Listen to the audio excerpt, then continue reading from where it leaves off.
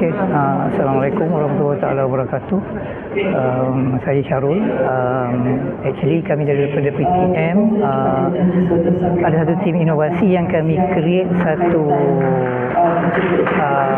produk IoT menggunakan peralatan Raspberry Pi 5. So Raspberry ni dia lebih kepada bila kita pasang di satu tempat, dia akan capture semua maklumat information berkenaan dengan Wi-Fi ataupun access point yang digunakan di tempat tu. Contohnya untuk student di Kamsis ataupun di college.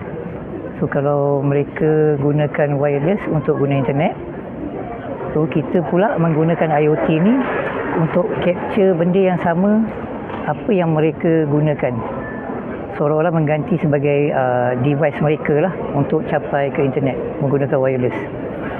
So dengan cara ni, let's say setiap kali ada aduan daripada student mengatakan internet perlahan ataupun download slow, uploading slow, jadi kita menggunakan tools ini untuk kita letakkan di tempat tersebut untuk capture everything berkenaan dengan wireless yang mereka gunakan. So dari situ seterusnya kita akan dapat menilai kualiti wireless internet yang mereka gunakan. So dengan itu secara tak langsung kita sebagai PTM kita dapat memantau kualiti capaian internet wireless tersebut dengan penggunaan IoT itu. Dan dalam masa yang sama IoT itu juga dapat membuat prediction capaian untuk next year. Maknanya kita menggunakan integration dengan teknologi AI dan seterusnya dia akan dapat buat predict ramalan capaian internet menggunakan wireless untuk masa depan. Jadi memang peralatan IoT ni actually baguslah untuk pengurusan sama ada nak buat untuk decision making ataupun untuk buat ramalan ataupun membantu pengurusan untuk buat prediction.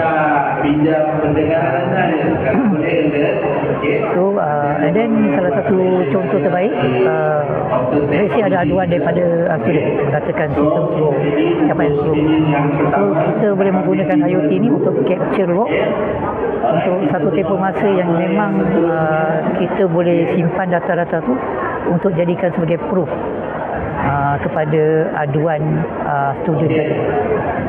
So ini secara langsung membantu kita dalam memantau dan juga